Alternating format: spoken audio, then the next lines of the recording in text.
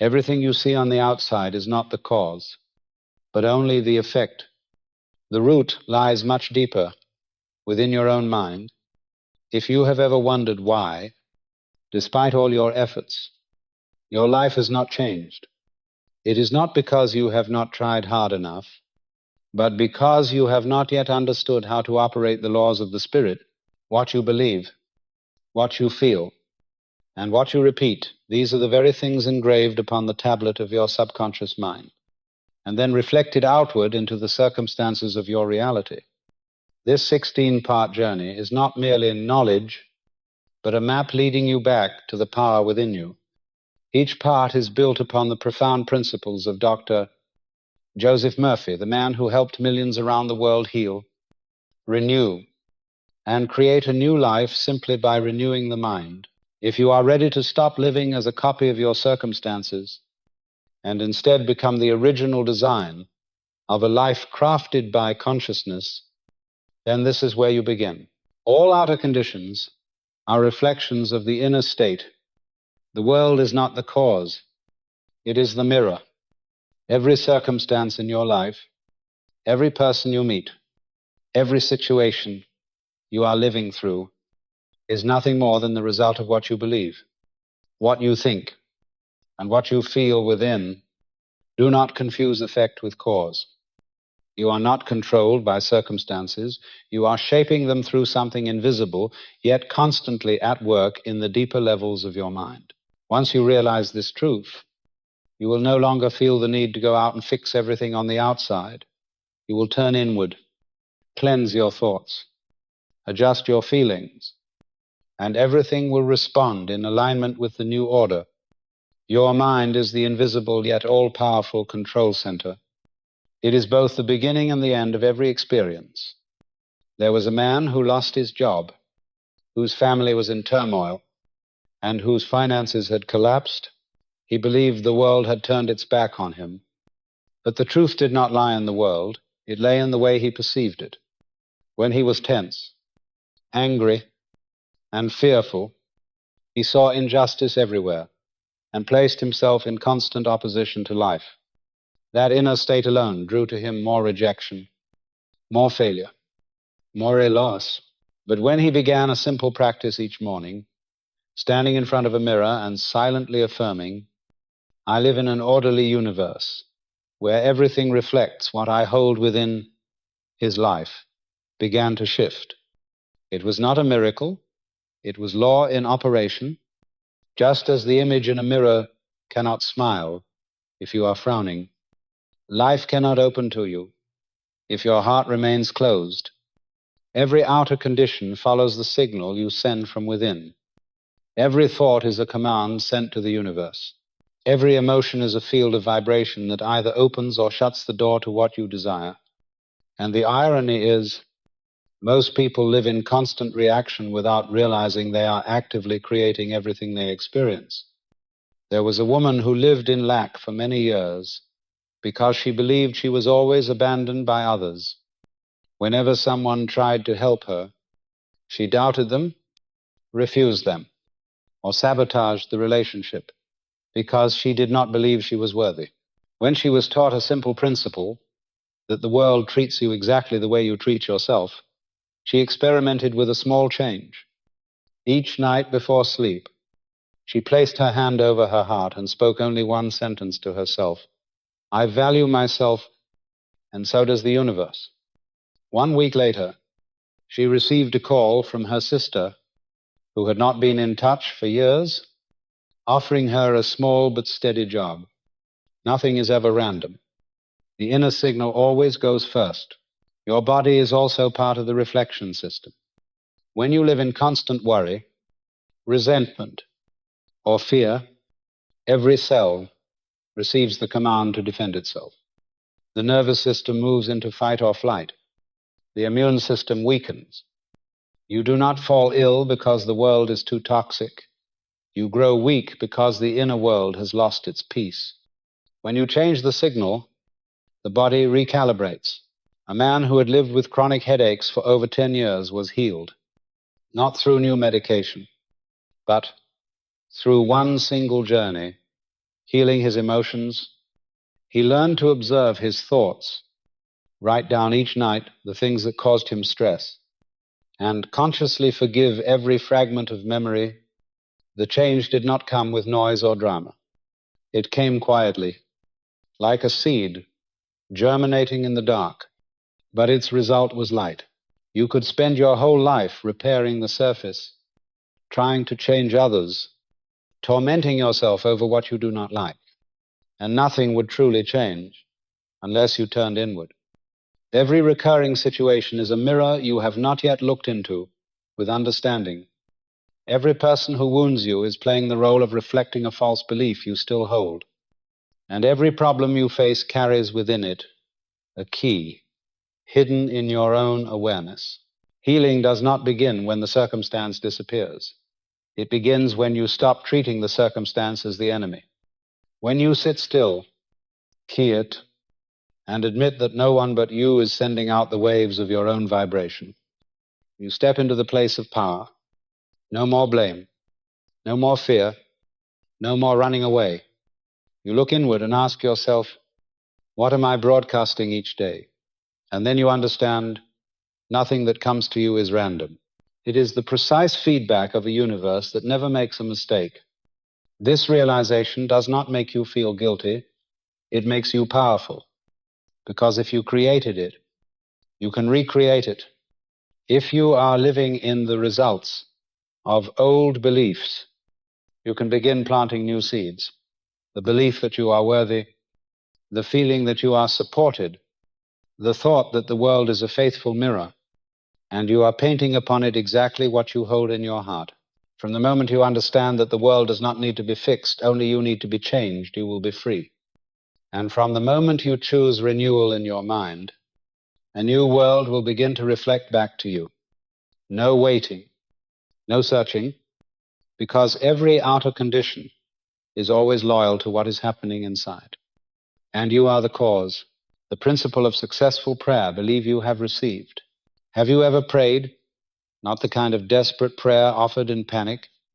When fear fills the heart and the mind can only plead, but a deep, complete, and unwavering prayer, as if what you desired had already come true. Have you ever, in a single moment, felt that what you asked for was no longer something in the future, but a truth already alive within you? If so, then you have touched the most sacred principle in all forms of prayer, a principle that no circumstance can block, no force can deny. Believe that you have received, and you shall have it. Someone once asked, how can I believe I have been healed when the pain is still there? How can I believe I am wealthy when the bills are stacked high? How can I believe in love when the wounds of the past still ache in my memory? The answer lies not in how you feel in that moment, but in where you choose to place your faith. Prayer is not about persuading God to do something. It is about reprogramming the system of belief within yourself. And when you believe that what you pray for has already come to pass, the universe will rearrange its entire order to reflect that belief back to you. There was a man who had lost everything, his job, his home, his direction. He went to see a spiritual mentor and asked, what must I do to save my life? The mentor did not tell him to find a job, nor to make a financial plan. He asked only one thing: if you knew for certain that you would succeed, that everything you need is already here and on its way to you, how would you feel right now? The man was silent. Slowly, his face softened, his eyes lit up, his body relaxed. That feeling was the first signal. When you change your inner state, you open the door to manifestation. Prayer is the art of feeling the result before it arrives. You need not know how it will come, through whom, or in how much time. You do not pray to create, you pray to receive. But no one can receive what they do not truly believe they deserve. If you pray from a place of lack, you are reinforcing the signal of lack. If you pray from the awareness that you have already been given, you open a completely different field of vibration, one where every good thing can enter. And I want to ask you now, How are you praying? What do you tell yourself each day, each night? Where are those words leading you? Pause for a moment and listen to the sound you repeat in your mind. Is it I cannot? I do not have? I am not enough? Or is it I have received? I live in abundance? I am on the right path? The deepest prayer is not found in a church, nor does it require rituals or beautiful words. It lies in the mental state you nurture daily.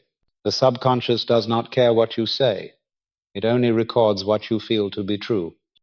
There was a woman who lived in constant fear over her finances, and she transformed her life entirely with a single morning ritual.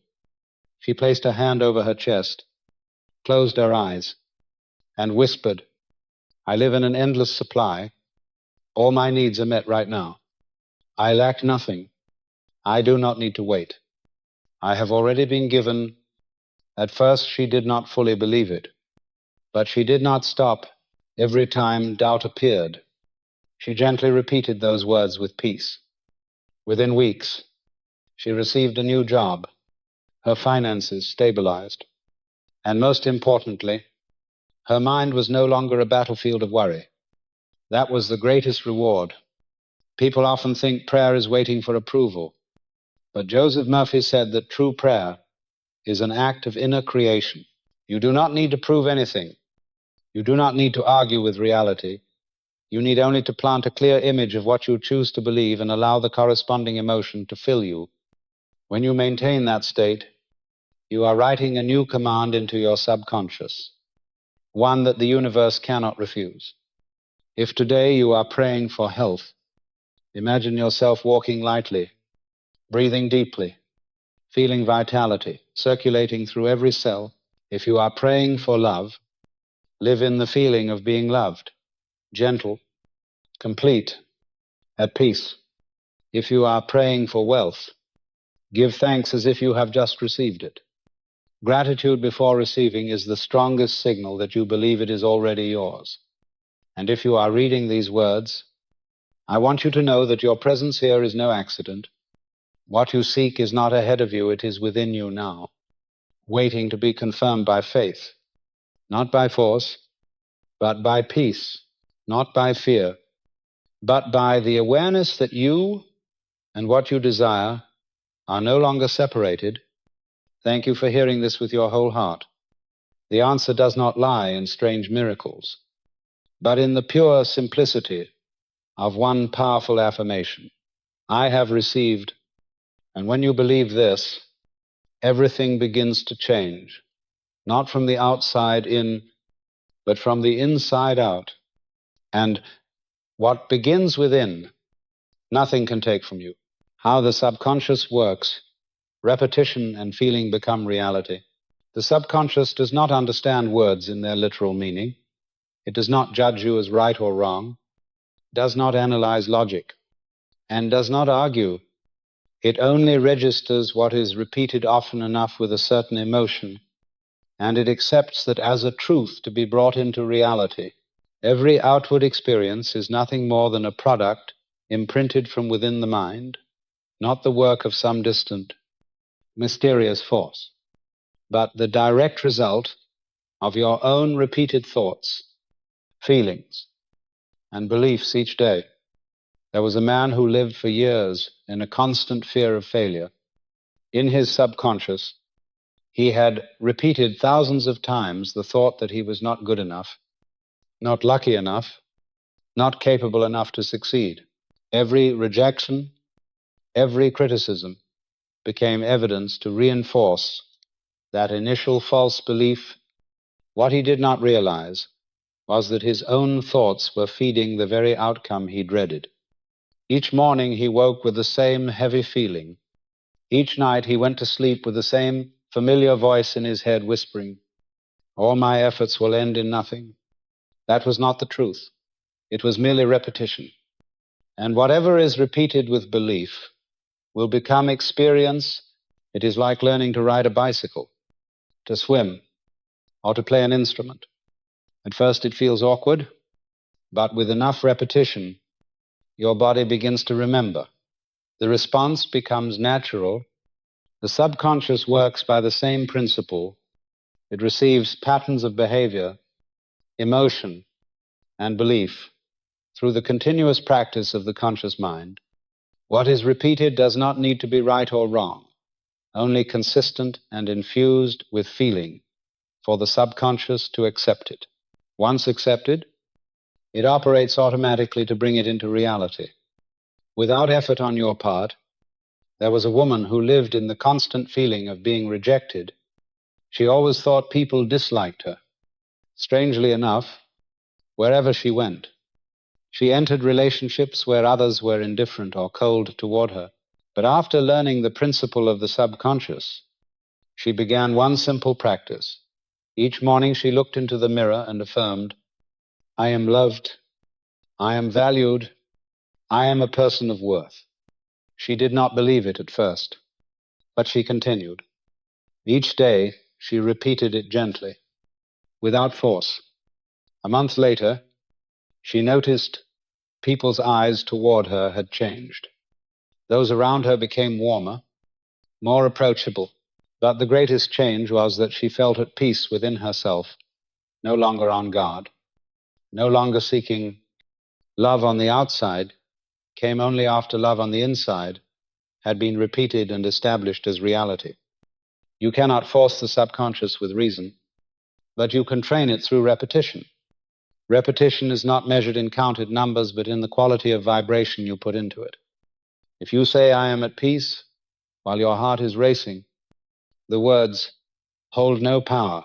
But if you breathe deeply, relax your body, feel the lightness within, and in that state, affirm, "I am supported," then the signal begins to register. And each time you repeat it in a state of calm, you are engraving a new command into the subconscious. The subconscious does not create, it only executes.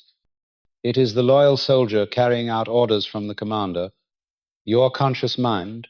If the conscious mind is filled with fear, doubt, and limitation, the subconscious will bring those exact conditions into reality without deviation.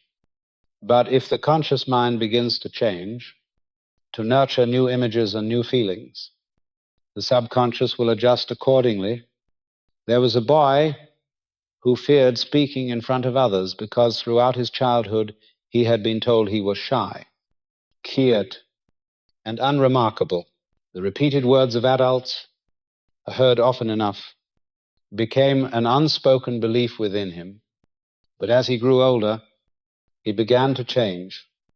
Each night, before sleep, he visualized himself standing before a group, speaking with confidence, meeting eyes with strength, and letting his voice carry warmth and power. He did not first study public speaking techniques. He first learned to feel himself as the new person. 6 months later, he stood as the keynote speaker at his graduation ceremony. The subconscious does not remember who you have been. It remembers only what you repeat. Every result in your life is the outward expression of the program running within, and that program is not written by fate. It is programmed by you through every thought, every feeling, every word spoken each day. Once you understand this, you stop blaming circumstances. You stop depending on anyone else. You become the author rewriting the source code of your own destiny. No need to rush, only to be steady. True change does not come from one dramatic action, but from small, persistent repetitions each day. So observe what you are repeating today, the words you speak to yourself, the feelings you hold in your heart, the images you picture when you think of your future. All these are writing a blueprint into your subconscious, and the universe will respond only according to that blueprint. No one is harming you. No one is holding you back. It is only you, either repeating the old or choosing the new. And once you change what is written deepest within, what you see will change immediately after, not by luck, but by law. And the subconscious never makes a mistake. An affirmation must come from genuine belief. not just words. Not every affirmation holds power. A sentence cannot create change if it is not accompanied by genuine emotion and unwavering belief. The subconscious is never persuaded by empty words, no matter how many thousands of times they are repeated. It only responds to what you feel is true, real, and present. This is why some people use affirmations without seeing results, while others change their lives simply by shifting a few thoughts. The difference does not lie in the number of repetitions, but in the authenticity of the vibration that accompanies the words. A man once shared that he repeated every day, "I am wealthy, I am successful, I am prosperous." But after a month, he felt even more hopeless than before. Why? Because each time he said it, an inner voice answered back, "I am lying to myself. I have nothing. I am pretending."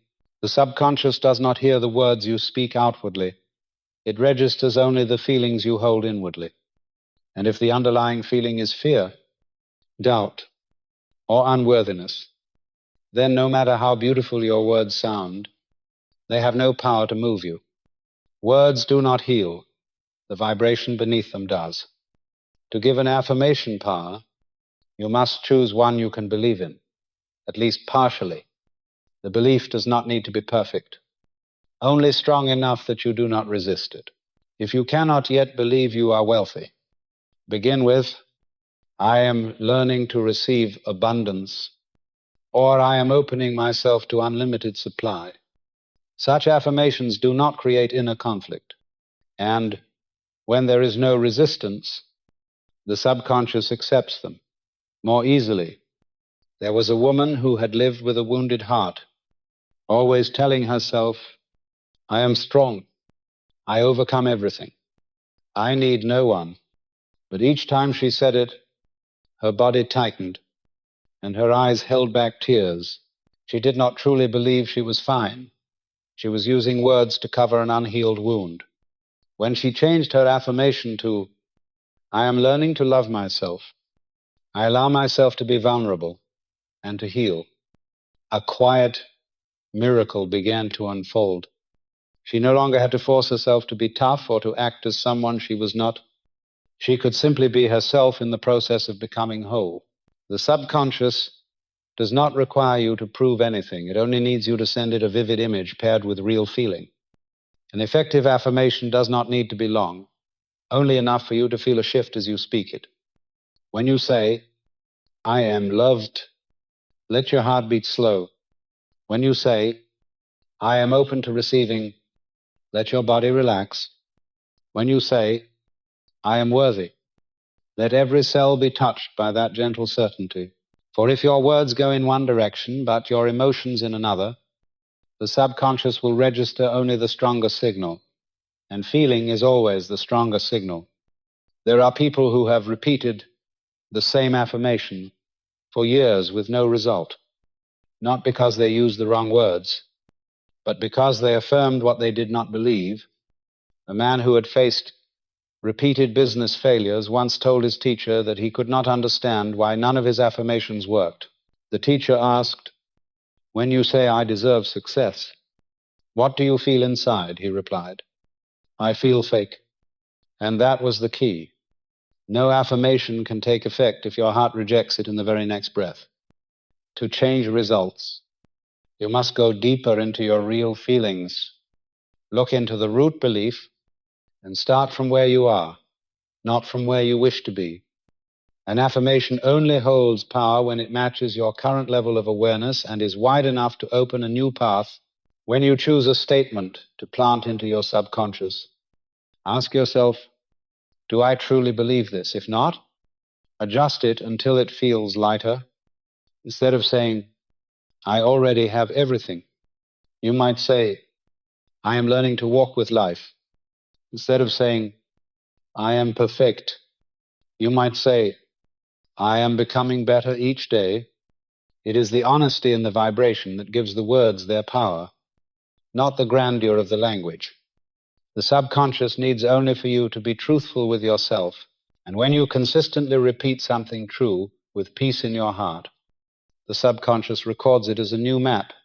From that point on, your actions, choices, and circumstances will adjust themselves naturally. You do not need to force anything. When the belief changes, life changes with it. Affirmation is not about persuading the subconscious. It is about coming into agreement with it. When there is unity between your words and your feelings, between your conscious and subconscious mind, between your desire and your willingness to receive, then what you long for will begin to appear. You will not need to wait long. You will not need to know how. You will only need your words to become what you believe. And when what you believe becomes your inner state of being, the outer world will be nothing more than its faithful reflection. Changing the belief pattern by recognizing the divine supply. Every core belief inevitably leads to a certain outcome in life. If you believe the world is a place of scarcity, you will always feel there is not enough. If you believe success is only for the lucky, you will exclude yourself from the flow of abundance. If you believe you must struggle to survive, your life will become a continuous battle. But when you begin to recognize that there is an invisible, intelligent, all-powerful source that is ever present within you, every old pattern begins to dissolve, not through reasoning, but through a deep inner shift in perception. When you become aware of the divine supply, you no longer seek outside, no longer cling to people, jobs, or any form. You understand that all forms are merely channels, while the true source is the life that flows within you. A man once lived for years in the fear of losing his job. Even with a stable income, he was constantly tense, saving to the point of harshness, afraid to spend, afraid to take risks, afraid of change. He believed that a single small event could collapse everything, and as if inevitably, his company restructured and he was laid off.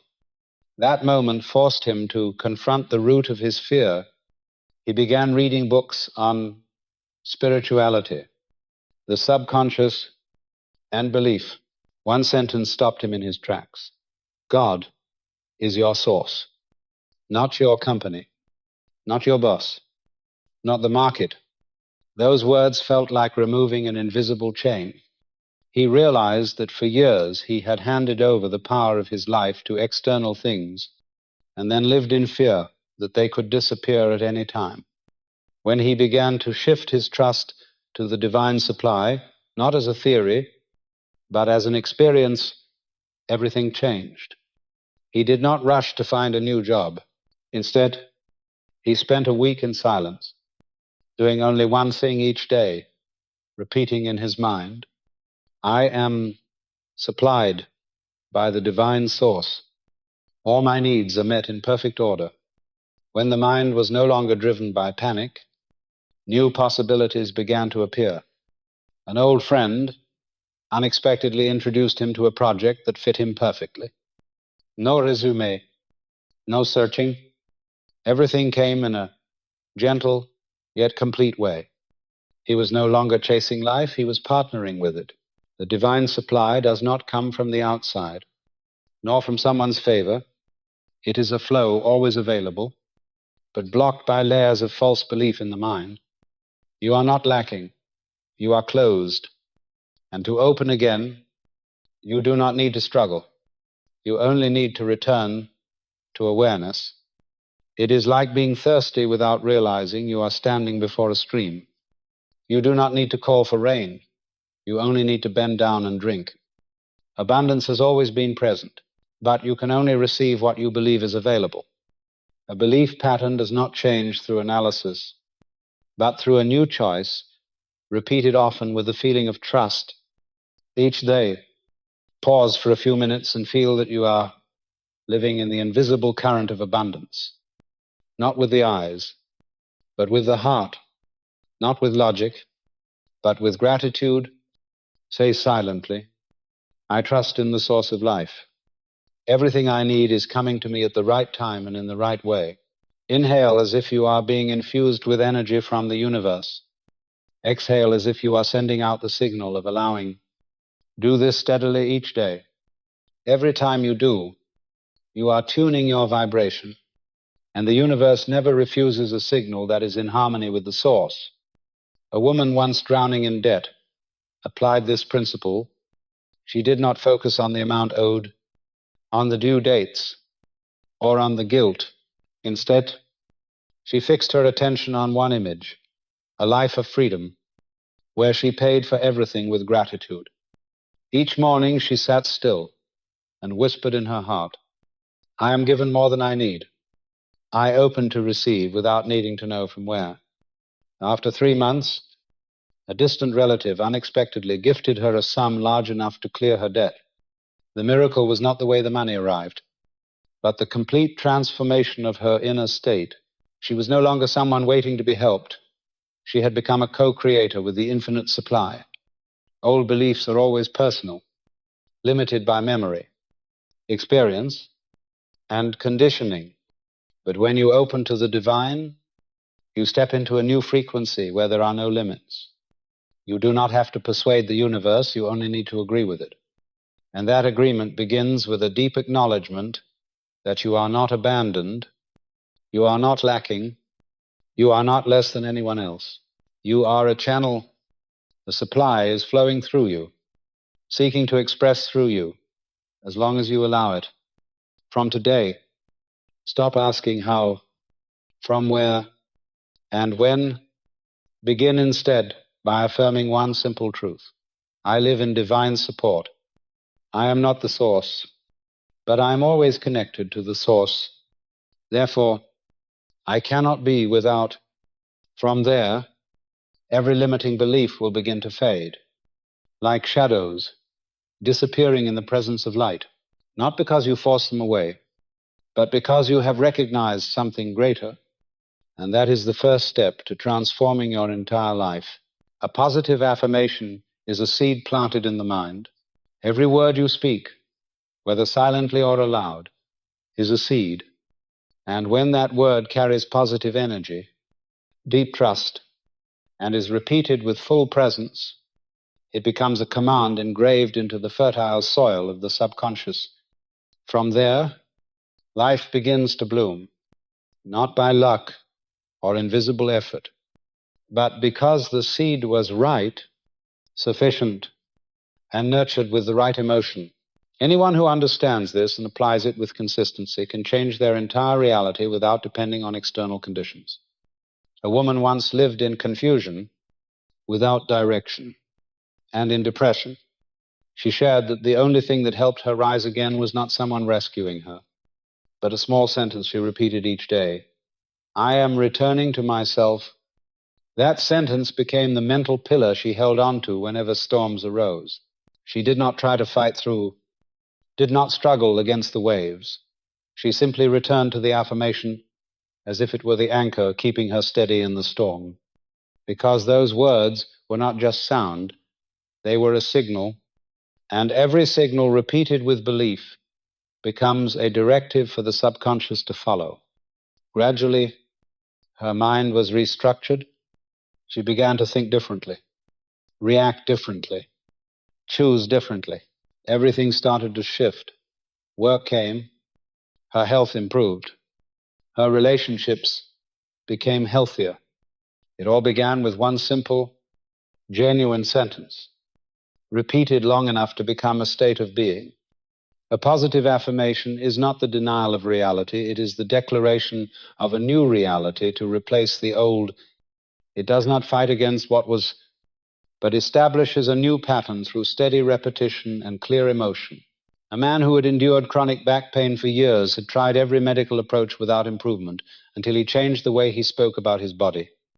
Instead of saying, I am in pain, he began to gently affirm, each morning, my body is healing, every cell is reorganizing to support me. This was not self-deception. It was a new signal, sent to the subconscious to replace the chain of negative signals repeated for years. 3 months later, The pain gradually faded, not because of some external method, but because the inner state had changed. The subconscious does not lie. It takes the command you repeat each day as a program and, like faithful soil, begins to bring forth what you have planted. A powerful affirmation does not need to be loud or grand. What matters is whether you believe in it, and whether you repeat it as a living state or just an empty slogan. A sentence like, "I am loved," can transform a life if the speaker truly believes it and is willing to live in the vibration of that love. But if it is spoken as a wish while the heart is still filled with doubt, the words will have no roots. They will pass like wind over the water, leaving no mark in the soil of the subconscious. Think of an affirmation as a seed. You do not need to plant many at once. You only need to plant one, deep enough, consistently enough, purely enough. Then water it daily with trust, with emotion, with presence. The tree will grow, not because you pull it upward, but because you do not dig it up to check. Often, the most effective affirmations are the simplest. I am enough. I am guided. I am on the right path. I open my heart to life. I am worthy of good. Each one is a key, opening an inner door. And once the inner door opens, the outer world must adjust to match. This is the power of the voice within. Not just a voice you hear, but a place you return to. That voice does not come from outside, but from the deepest part of you, where you no longer need to prove anything, where you only need to remember who you truly are. An affirmation is a sacred form of cooperation between the conscious and subconscious mind. The conscious mind chooses what to plant. The subconscious tends it in silence and loyalty. No one can do it for you. No one can affirm on your behalf. Only you know what soothes your heart, what touches your deepest self, what makes you feel as though you have come home. And once you have found those words, I'll keep them, repeat them, live with them, breathe with them until they become you. Then it will no longer be a sentence. It will be rebirth. And from that rebirth, the whole world will listen, respond, and welcome you in alignment with the new truth you have planted in quiet faith. Right thinking removes worry, as strong grain kills weeds. You do not need to fight worry. You do not need to resist fear. You do not need to chase down every negative thought passing through your mind. If you spend all your energy pulling weeds, you forget the most important task, planting strong seeds. Worry does not arise on its own. It is fed by the absence of right thinking. And when you learn to sow steady, light-filled thoughts into your mind, those very thoughts will cleanse the soil of your spirit. For you, just as a farmer does not sit pulling every weed by hand, but instead plants strong grain, tends it faithfully, and lets the growing stalks deprive weeds of room to live. You do not have to clear your mind before thinking positively. You simply need to begin with one positive thought and let it spread like an underground stream, seeping into every layer of your consciousness. A man lived in lack and constant helplessness. He tried to control everything, stamping out each worry, each imagined disaster, each negative image. The harder he tried, the more exhausted his mind became, until one day his teacher told him simply, stop worrying about the weeds, just tend to the grain. He did not understand at first, but after some reflection, he began to change his approach. Each morning, instead of reading the dark headlines, he spent 10 minutes reading a passage of positive affirmation. Each night, instead of replaying his troubles, he whispered, I live under guidance. I am sustained by a higher order. It was not that he stopped having worries, but he no longer placed them at the center. And strangely, the very things he used to fear began to occur less often. Relationships became lighter, Finances, though not abundant, became stable, and his health improved, not because he fought worry, but because he stopped watering it. Right thinking does not need to be lofty. It only needs to be simple and steady. When you repeat a sound thought with trust and patience, it forms a new current within your brain's structure, gradually replacing old pathways. Thoughts like "I am guided," "I am learning to trust," "I am opening to the good" are new shoots that grow a little each day. When they become strong enough, old anxieties naturally fall away like a shell that no longer fits. You do not have to force yourself to forget the negative. You only need to sow the positive in the right way and give time for it to do its work. Right thinking is like grain. If cared for, it will spread and grow strong, and in time it will naturally overtake the weeds in your mind. A woman once feared the future so much that she could not sleep well. Each night she wrestled with scenarios in her head, fearing job loss, rejection, or disaster. After a conversation, she decided to try something new. She did not attempt to drive fear away. She simply chose one sentence to repeat gently and steadily before sleep. "I am safe in life. I am kept. I am guided." At first it felt meaningless, but she stayed with it. She did not argue with doubt. She just kept sowing. Within weeks, her sleep improved. Within months, the fear dissolved without a single confrontation. Just as weeds wither when the soil no longer supports them, fear fades when right thinking fills the whole inner space. Right? Thinking does not come from forcing yourself to be positive. It comes from choosing a healing thought and letting it live in you like a gentle stream. When you feel pulled into worry, instead of reacting, return to the seed you planted. It could be a sentence, an image, or a feeling. Let it be present like a small light in the dark. Keep holding it. As a farmer trusts the power of the seed, there is no need to kill the weeds or fight the dark. Just sow and trust. Each time you choose to return to right thinking, you are doing the work of a spiritual gardener. And that garden, when tended with the light of awareness, will know how to cleanse itself. Right thinking not only lightens your heart, it also sends a signal into the world. Every vibration you hold sends out a frequency, and the world responds with events, people, and conditions that match it. When you keep a mind full of worry, you unconsciously call in experiences that confirm it. When you shift to right belief, you begin to live in another timeline. Everything starts to change, not because you force it, but because you have become a different person inside. Right thinking is not a goal. It is a habit. It is the way you choose to respond. It is your daily decision about what you will nourish in your heart. You can begin at any moment. You do not need perfection, only consistency. Plant the grain with presence and patience, and you will no longer have to worry about the weeds. For once the grain is strong, it will keep the soil of your soul clean for you. Joy is strength, and the medicine that heals the soul. Nothing restores faster than a mind filled with joy. Nothing rebalances the body more swiftly than the simple feeling of inner peace.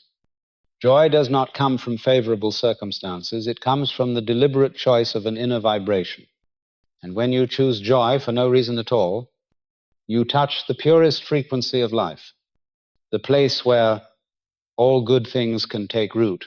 People often believe joy is a reward that arrives after success, after everything falls into place, after all is settled. But in truth, joy is not the result. It is the cause. It is the seed that opens the door to healing, renewal, and the attraction of what resonates with you. When you feel genuine joy, not for anything specific, not for any outcome, but simply because you are alive, you are breathing, you are connected to the invisible stream of life. In that moment, your whole body is activated, your vital energy flows, and every system within you begins to restore itself in the most natural way. A man once lived in deep depression for years. He tried every method, took every prescription, attended countless courses, yet nothing seemed to change. Until one day, he was asked a simple question: "Is there something small that makes you feel lighter?" He paused, then answered, "Every time I see the morning sunlight streaming through my window, I feel my heart soften." From that moment, he began a new practice each morning. No exercise routines, no forced positive thinking, no goal setting, just a few minutes sitting quietly, watching the sunlight, allowing himself to feel its warmth without doing anything else. A week later, his sleep improved. A month later, his mind was no longer as chaotic. It was not that sunlight worked magic. It was that in that light, he chose to return to the natural state of joy, and that choice awakened the healing systems within him. Joy is the purest energy you can activate without conditions. You do not need to wait for good news, win the lottery, or have someone love you to feel joy. You only need to turn inward, release tension, and acknowledge that the life flowing through you right now is a miracle worthy of gratitude. You do not have to laugh loudly or display exuberance outwardly. Sometimes the deepest joy is just a warm feeling spreading softly in your chest, a faint smile appearing on your lips, a breath that slows in contentment. In that state, your nervous system relaxes, your immune system is strengthened, your body receives the message that it is safe, and within that safety, all good things begin to appear. A woman who had suffered from a chronic illness for many years was told by her doctor to stay optimistic, but she did not know how to be optimistic while living in constant pain. She was advised not to try to force optimism, but instead to find things she could genuinely be grateful for. At first, she thought only of the smallest things, that she could still close her eyes, still hear birdsong, I still breathe fresh morning air. She did not feel any immediate miracle, but she committed to writing down 3 things she was grateful for every morning. 1 week, 2 weeks, 3 weeks. Then one morning, she realized she had smiled upon waking, not because she was cured, but because something inside her had healed. Something small, quiet, yet immensely powerful, a sense of being alive, connected, and supported. Joy needs no reason. When you stop insisting on conditions to be happy, you truly understand what it means to live. Life is not a checklist to complete. It is a subtle movement you are invited to flow with. When you move with that rhythm in ease, you become lighter. And when the mind is light, the body begins to heal. Every effort to force it only drains you further. But a gentle state of joy opens doors that reason cannot. Remember, light does not strain to shine. It simply is. Joy is the same. You do not need to create it. You only need to allow it to rise. Joseph Murphy once said, "The joy of the soul is the strength of the body." When you affirm that the joy of life is flooding through me, you are sending a sacred message to every cell. You are affirming that you are living in harmony with the natural order. And when you live in that order, the universe cannot help but respond. From today, do not wait for a miracle. Be the miracle by choosing one thought that makes you happy, one feeling that warms you, one action that makes you feel truly alive. It does not have to be grand. It does not have to meet a standard. It only has to be real. Because in that truth, you no longer need anyone to prove you are worthy. You have always been worthy, and life has always been waiting for you to return to your most original state, a human being who is happy for no other reason than to be alive for one more day. The subconscious is a tablet. What you engrave will grow. The subconscious does not distinguish between right and wrong, real or false, good or bad. It has no capacity to judge or argue. It has only one function: to receive, engrave, and express every thought, every image, every feeling you repeat often enough is carved deep into that invisible tablet. And in time, it will appear in your life as circumstances, people, events, and tangible results. It does not matter what you believe. If you repeat it with feeling, it becomes the program that runs your life. This is a simple law with absolute power. Whatever you engrave onto that tablet will sprout. No mistakes, no delays, no exceptions. A man once lived in constant instability, work on and off, finances uncertain, relationships tangled. He believed he was born unlucky. Whenever something fell apart, he would repeat the same phrase in his mind. Of course, bad things always happen to me. Over time, this became a pattern, not because fate targeted him, but because he had carved into his subconscious the image of a man pushed around by life. Each repetition was another stroke of the chisel. The subconscious, loyal to the point of cruelty, guided him into situations that reinforced that old belief. This feedback loop continued until he was exhausted and realized that unless he changed what was engraved, nothing outside could save him.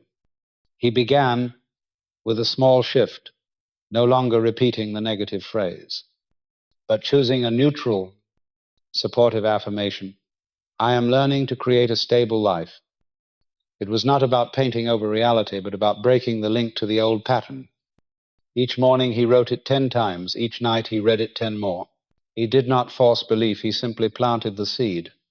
After a few weeks, his mind was no longer pulled toward the old pessimism. An opportunity arose through an old acquaintance. A relationship was mended. A timely financial decision came. He was not surprised, because he knew the new seeds were beginning to sprout, and the tablet within him was being re-engraved. The subconscious works like a special kind of soil. Whatever you plant in it, if watered steadily with emotion, will grow without fail. Plant fear, and you will see things to fear. Plant doubt, and you will attract experiences that deepen your suspicion. Plant love, gratitude, and trust, and you will find life softening, opening, becoming lighter. Not because the world has changed, but because the tablet within has recorded a new blueprint, and from that blueprint, everything reorganizes. No force, no rush, only the right seed producing its rightful harvest. A woman carried the wound of abandonment from childhood. Deep inside, she had engraved the belief that she was unworthy of love. No matter how often others cared for her, she felt empty, suspicious, and pushed them away through defensive reactions, until she realized that what was engraved inside was what needed healing. She did not start by trying to change anyone else. She turned inward and chose to carve a new image. Each night, she placed her hand on her heart and whispered, I am worthy of love, not as a mechanical chant, but as a genuine murmur. At first, there was resistance, but gradually, like water wearing away stone, the words sank in. She began to change how she saw, how she received, how she stayed. And then a real relationship appeared, quiet, unforced, simply the natural result of soil that had changed its seed. You cannot change your life if you keep engraving the same picture in your mind. You cannot step into the new if the tablet inside still holds the old lines, but you do not have to erase everything. You only need to begin carving something new, steadily, deliberately. The phrase you choose today is the chisel. The emotion you carry is the pressure. The repetition is the deepening stroke. And the subconscious will remain loyal to that engraving to the very end. So choose the words you speak, the images you hold, the feelings you nurture. They are not fleeting thoughts. They are the code you are etching into the operating system of your spirit. And in time, they will run your entire world in ways you may not expect. Not by chance, but by principle. The subconscious does not pretend. It only expresses what is carved deep. And what you engrave today will become what you see tomorrow, as surely as a tree springs from a seed, as fruit grows from a blossom, as destiny is born from a single line of belief, repeated in quiet faith. All creation begins within, turning toward the source. Everything you see in the material world is the result of a process that began within an idea, an image, a belief, a feeling, whether fleeting or sustained, becomes the substance from which the experiences you call reality are formed. The artist does not create a work with his hands, but with the image in his inner vision. The healer does not begin with the symptom, but with the belief in restoration. The life builder does not act in panic, but creates from a place of stillness, the place where everything is first seen from within. You cannot change anything on the outside until you have returned to the inside, because the starting point of every transformation is within, and it is the only place you can truly govern. A man once came to a mentor completely depleted. His work had stalled. His family was strained. His health declining. He said he had tried everything, changing his environment, his strategies, even his surface habits. Yet nothing improved. The mentor said, little, only asking, when was the last time you truly sat still with yourself? The man fell silent, not because he had an answer, but because he had never thought it was something he should do. Then he was given a simple practice. Spend 10 minutes each day returning inward without letting thoughts lead, without seeking solutions, without trying to achieve anything, simply listening for one thing, the voice within. He was reminded, this is the power of the voice within, not just a voice you hear, but a space you return to. Asterisk. It is not merely a sound in your mind, but an original space where you and life are one, where all answers already exist, waiting only for your return. 3 weeks later, nothing outside had changed, yet his entire inner world was different. He no longer reacted to the triggers that once unsettled him. He no longer panicked over decisions. Clarity began to emerge, not because he forced it, but because he had reconnected with the source. Every creation, every solution, every renewal is born from that place, the place without noise, without argument, without fear, only the silence of wisdom and the presence of love. From there, life begins to blossom in ways you cannot control, yet always on time. The source is not far away. It is not locked in some lofty realm, nor found in rigid doctrines or forms. It is right within you, breathing with you, quietly observing each thought, each feeling, each choice. But you can only reach it when you are still, not outer stillness, but the stillness of a mind that has stopped judging, stopped demanding, stopped searching for something outside to fill it. When you return to that place, you no longer ask why things happen. You no longer blame or plead. You are left with only one thing, awareness. And from that awareness, you begin to create a new reality, not through force, but through resonance. True creation never comes from the personal will, but from union with a higher intelligence.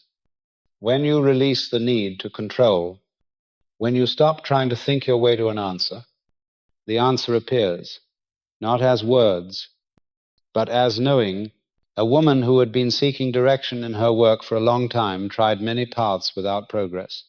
One day, she sat quietly, placed her hand over her heart, and simply asked, "If I were guided by an intelligence greater than myself, what would open?"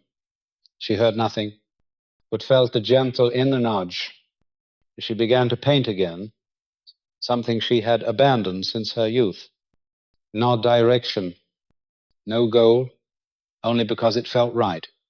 6 months later, she held her first exhibition, not because she forced success, but because she had returned to the source, where all that is true begins to rise when it is no longer blocked by the mind.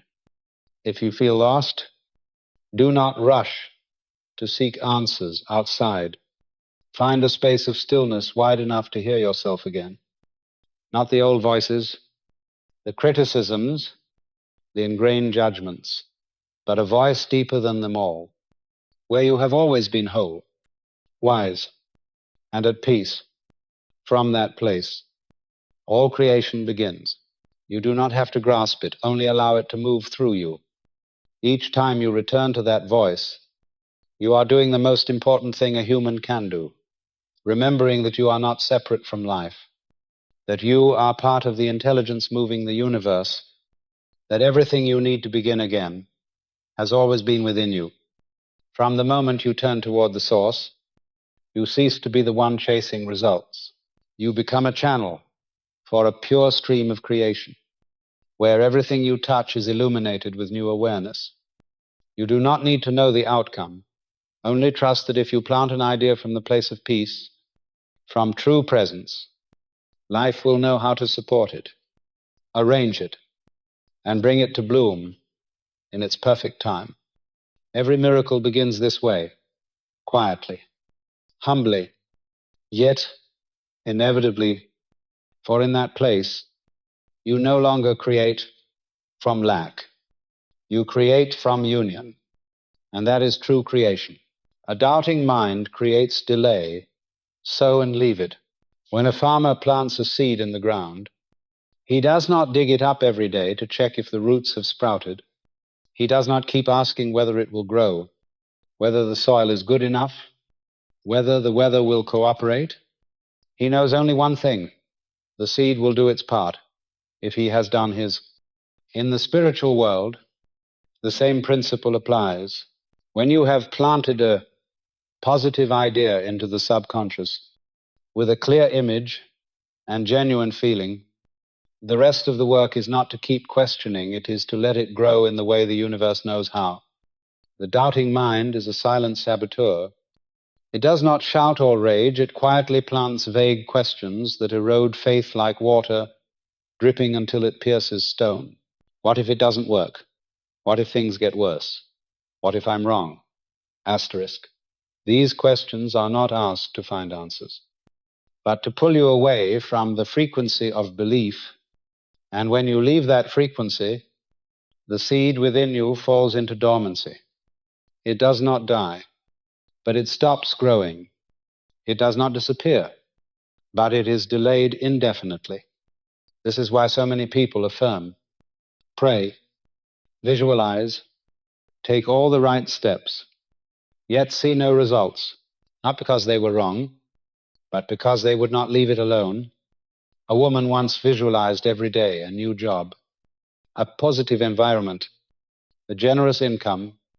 Each morning she closed her eyes and saw herself walking into an office with excitement, saw friendly colleagues, saw her bank account growing.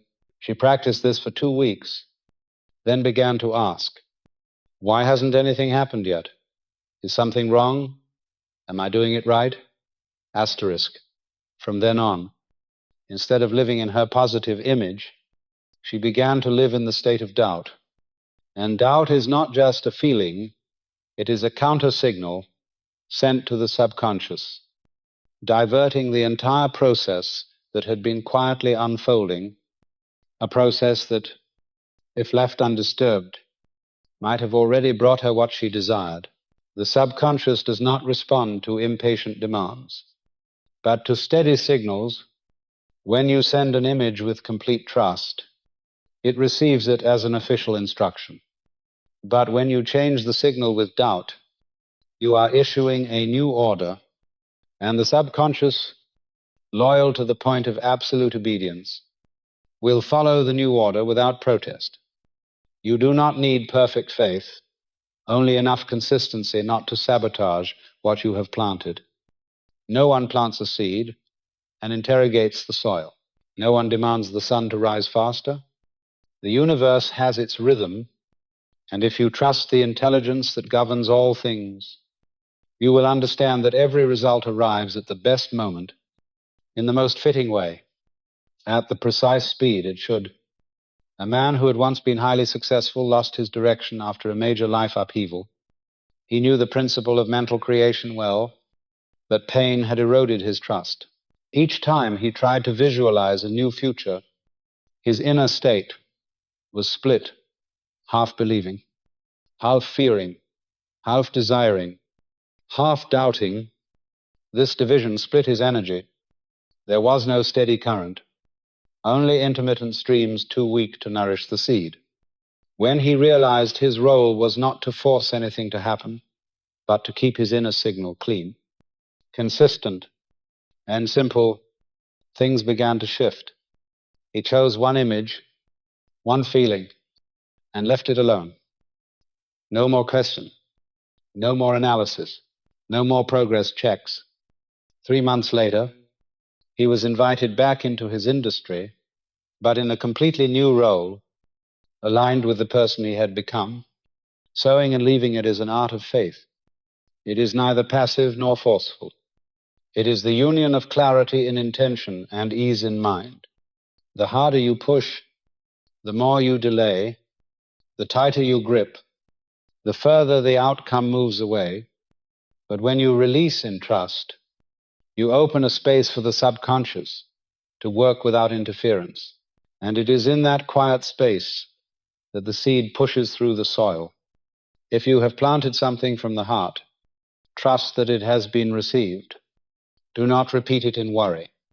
Do not interfere with doubt.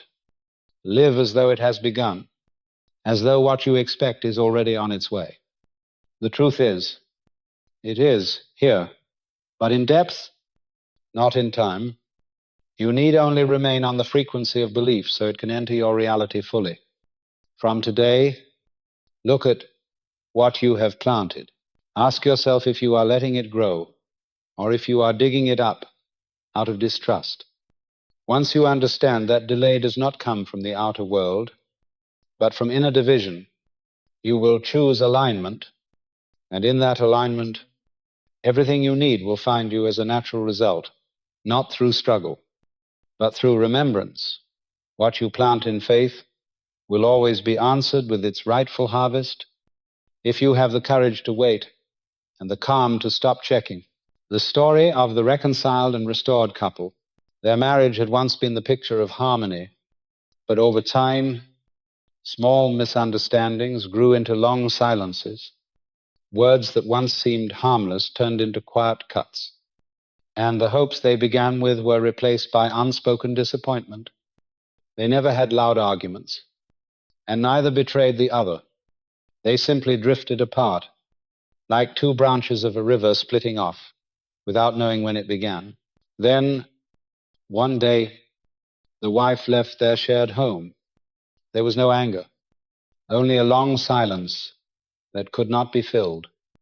Yet beneath the surface of the fracture, one thing had not been lost, a love that had not yet been healed. The husband reached out to an old friend, someone who had once spoken to him about the power of the subconscious and the ability to rebuild life from within. In his despair, he was willing to try anything that could bring him back to himself, not to cling, but to understand. He began with something very simple. Each night before sleep, he spent 5 minutes visualizing a single scene. He and his wife laughing together, talking over a meal, their eyes warm, the atmosphere filled with peace. There were no apologies, No questions of who was right or wrong, only a return. He did not pray as if asking to be forgiven, but repeated a single affirmation in his mind: I am love. I am reconciliation. I am peace restored. He did this not to force an outcome, but to heal the part of himself still carrying the fragments of hurt. In the beginning, his emotions were mixed, sometimes hope, sometimes sadness laced with regret. But he kept practicing. He understood that it was not what he saw outside, but what he nurtured inside that determined all change. Gradually, his mind grew still. He no longer saw himself as a victim of circumstance, but as someone who chose a new state of mind, a man who no longer clung to results, but committed himself to the deeper truth that love is real, and it can be rekindled even in places where it seems extinguished. One afternoon, while watering the garden, his phone rang. It was a message from his wife. The first line was not a reproach. It was simply, "How are you?" Asterisk. From that one line, a series of small conversations began. Not rushed, not urgent. Little by little, they began to be friends again. Then one day, she suggested they take a walk together. Like in the early years, no one brought up the past, but in each other's presence, they realized that what seemed lost had not truly disappeared. It had only been covered by the dust of old thoughts, automatic reactions, and wounds that had never been fully understood. She asked him what had changed in him. He replied, nothing had changed on the outside, but inside, he had stopped resisting. He no longer tried to prove anything, no longer searched for reasons, no longer built walls. He simply chose to love in silence. And that alone had made everything different. She said nothing, but her eyes glistened, because even without words, she had felt that energy from afar, an energy she could not touch, but one that made her feel safe to return. A few weeks later, they decided to enter a healing process for their marriage, not out of obligation, but because both wanted to understand and support each other in their new selves, a place where neither tried to mold the other, but learned to grow together. He continued his nightly visualization, but now it was no longer to restore the past. It was to create a new future, where presence itself became the greatest gift they could give each other. Their story was not a miracle that happened overnight. It was proof of spiritual persistence, of the ability to recreate life from within, and of the power of a mind that can release old judgments in order to choose love again. When one person changes their inner state, the outer reality cannot help but shift. This is not theory, it is law. And in any relationship, whether family, friendship, or romance, if even one person is awake enough to return inward, the entire space around them will be guided back to harmony. They no longer live as the couple they once were. They are two new people, choosing to love each other again, not from memory, but from understanding. And in that understanding, there is no right or wrong.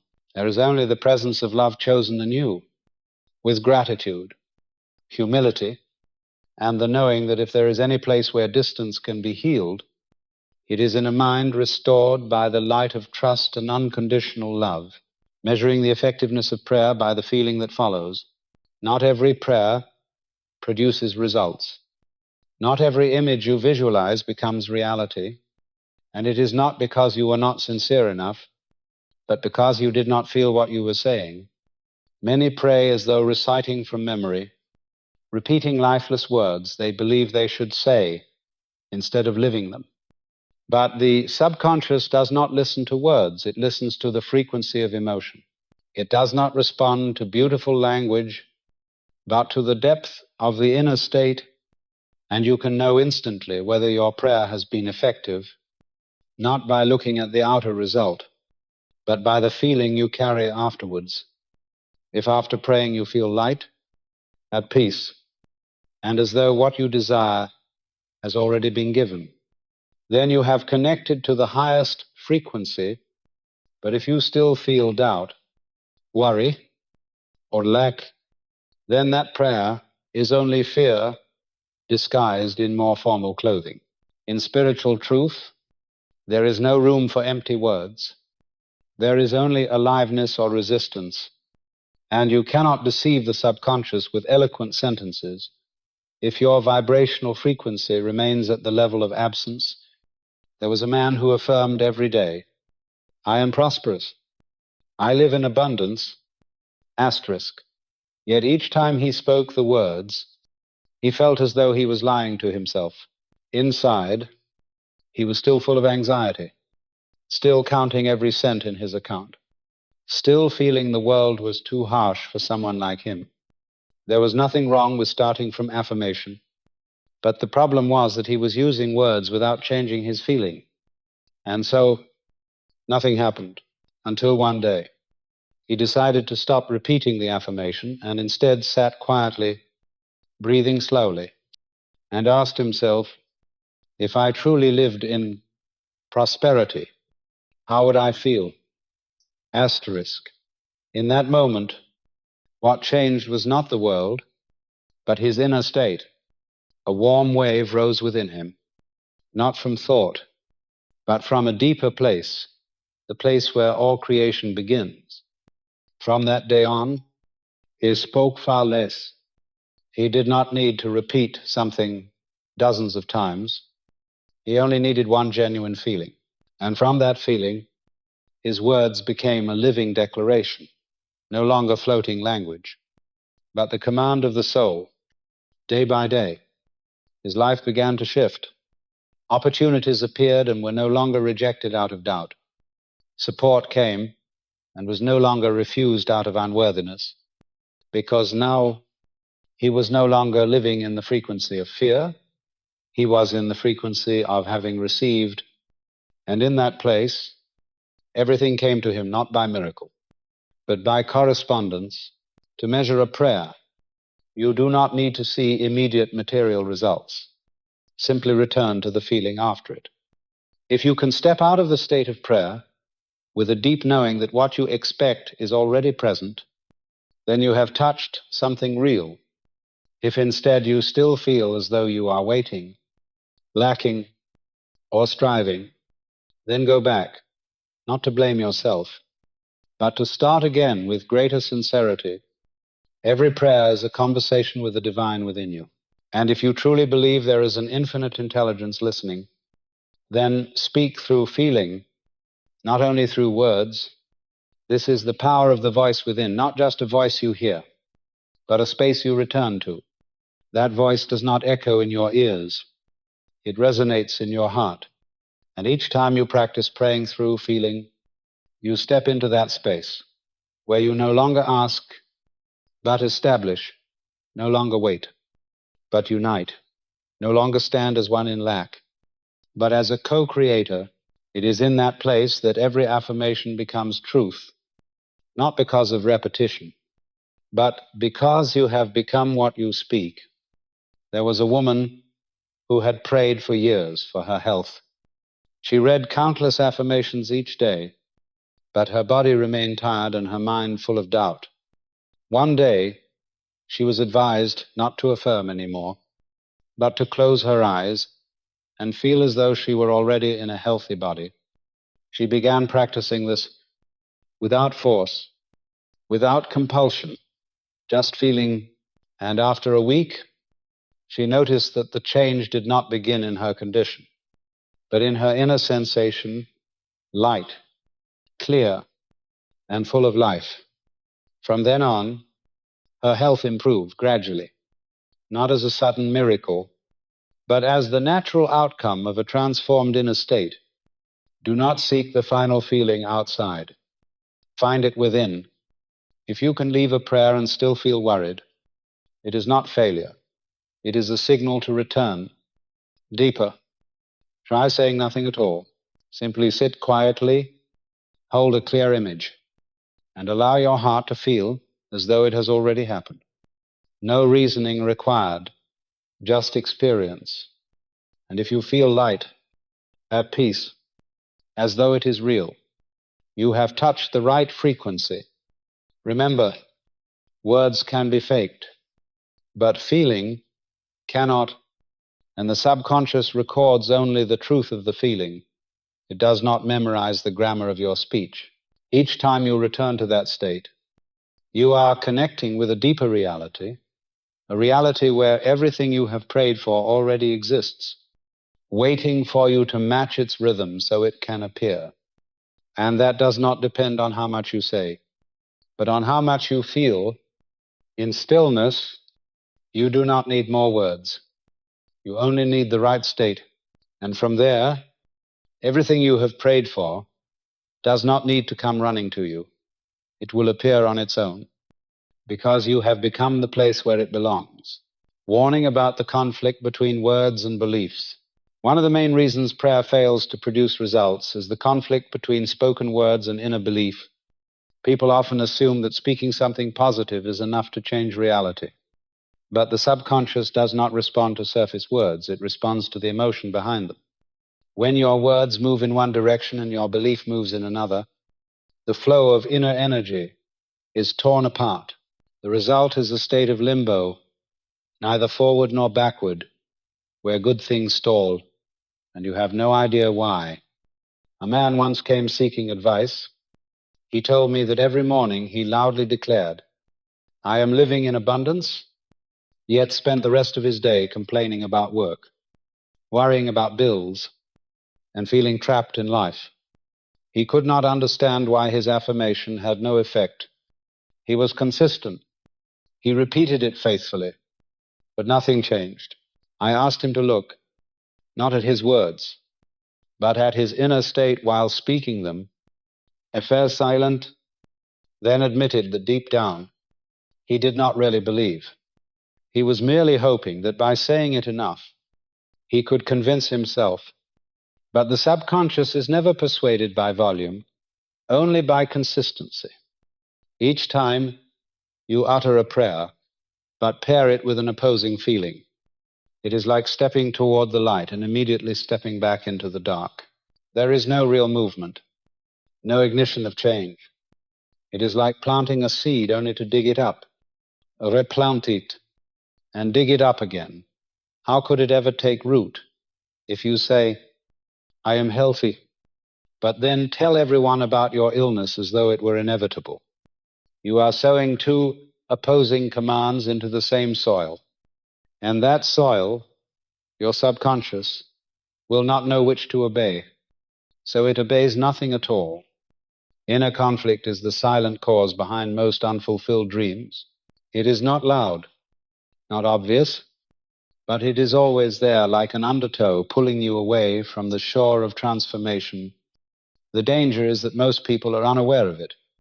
They believe they are practicing correctly, while deep down they are resisting the very thing they ask for. They say they want love, but carry vigilance and distrust in their hearts.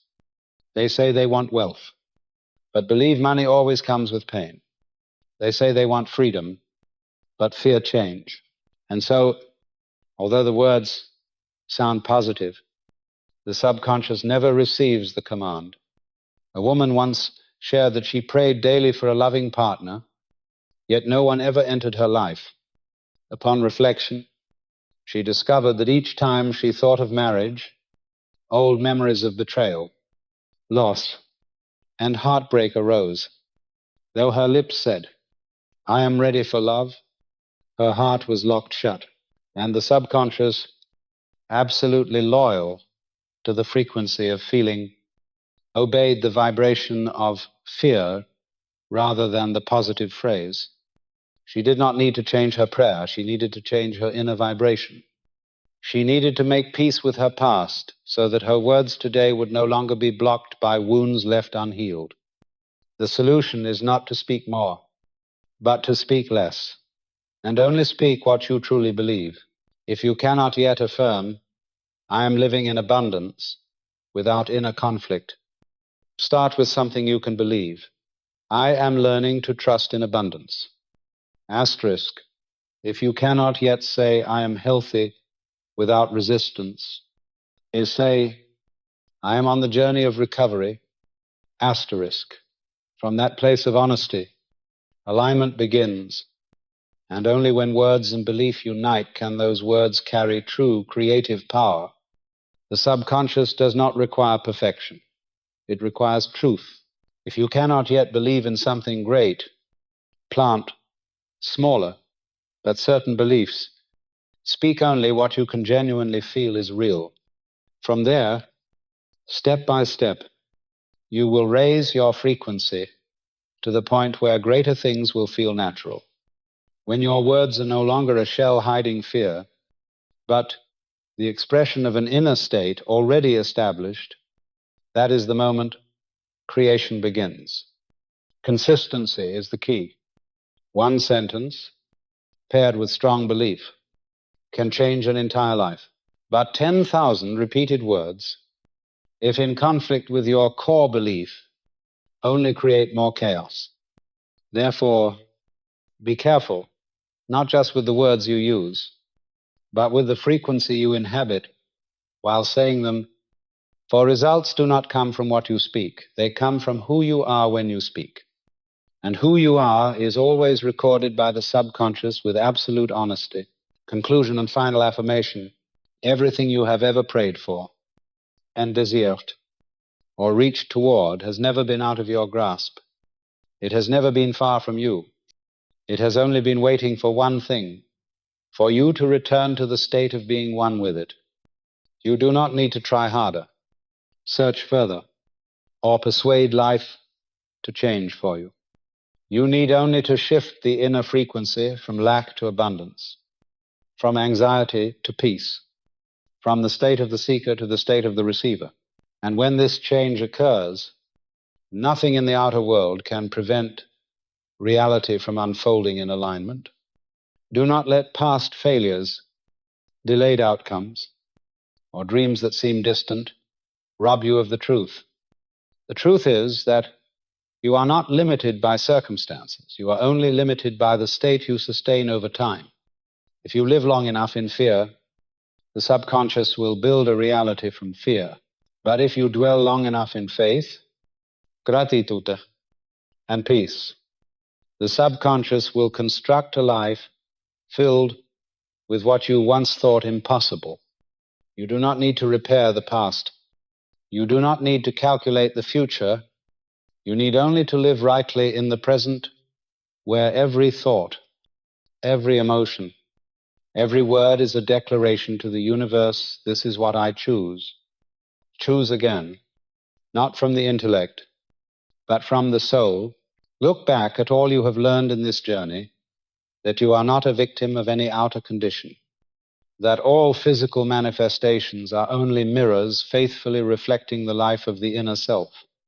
That prayer is not begging but affirming, that the subconscious does not respond to words but to feeling, that words without true belief are only hollow sounds, and that every moment you return within listening to your own voice with understanding and love is a moment in which you are rewriting the entire script of your life.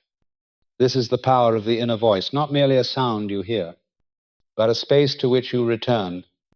This space has always been here. It is the stillness from which all creation is born. It is the depth no one can touch but you. And it is there that every affirmation carries power, because it is no longer something you wish for. It has become something you are. Take time each day to return to that place, even for a few minutes, even with a single deep breath. No ceremony is required. No effort is needed. Only honesty. Ask yourself simply, from what state am I living? And if you find yourself in worry or doubt, do not resist. Just acknowledge it. And return to the image you desire, to the feeling you wish to plant, to the frequency you choose to live in. From there, let it speak into words, not words meant to impress, but words that seep into the subconscious like a seed that cannot help but sprout. You have not walked this journey with the intellect alone, but with the deeper part of you, the part that has always known you can choose. Again, each part of this journey has not merely been information, but levels of awareness, keys, reminders that you do not need to be someone else. Do something more. But simply remember that you are the sole creator in your reality. And what you affirm, when paired with true faith, will always yield a matching result. From this moment on, you do not pray to be given. You pray to remember you already have. You do not speak to be approved. You speak as one establishing a sacred truth. You do not need to change the world. You change the state from which you live. And the world will respond. If you wish for an affirmation to carry with you, choose not a long one, but a short sentence that holds all the faith you can summon. Let that sentence become not merely a sound, but the heartbeat of your inner life in every moment. I am light. I am peace. I am the creator. Repeat, not to remember, but to merge, feel, not to confirm, but to shape, live, not to wait, but to manifest, live as though you have received, because you have. And when you live as if it is already true, it cannot help but become true. That is the law. You no longer need to search. You are the place where all things begin. And from that place, from that state, you no longer need to pray. You are the prayer taking form. You need no one's permission. You do not need the world to change. You need only to change the state in which you are living, because every word you speak, when born from a true belief, becomes an unshakable command. And once your affirmation becomes one with your feeling becomes one with your action. And your action becomes one with your faith. Nothing can stand in the way of its manifestation. Stop searching. You already have everything. You are the very light you have been waiting for. And from the moment you live as if this is already the truth, the entire universe will begin to respond.